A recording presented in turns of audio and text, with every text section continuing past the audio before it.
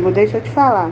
Sua venda ainda vai ser enviada amanhã, porque lembra que eu te falei que seu cartão só compensava depois de 2 dias, que foi crédito, pronto. Amanhã seu dinheiro entra na conta, entendeu? Eu sei que o senhor viu na anúncio, o senhor vai estar fazendo a compra através do crédito, o senhor fechou conosco aqui. Ah, No sim. crédito do senhor, a liberação foi para ontem, então a gente precisa aguardar chegar um relatório aqui para poder estar convocando as pessoas para poder estar retirando o crédito. Me explica isso aí, porque... Pronto, você fechou um contrato aqui com a gente de consórcio. Certo.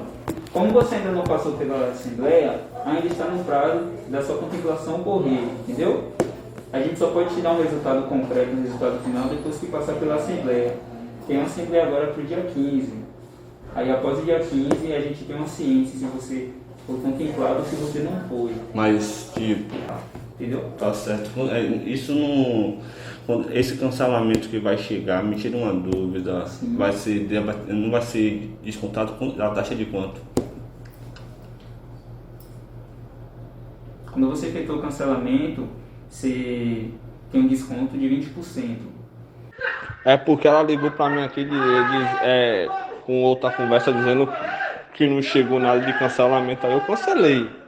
Muito bem antes da primeira e da segunda, terceira e da quinta assembleia. Entendeu? Eu cancelei. Foi até seu funcionário que veio me atender, que eu acho que isso é uma coisa que não se faz, que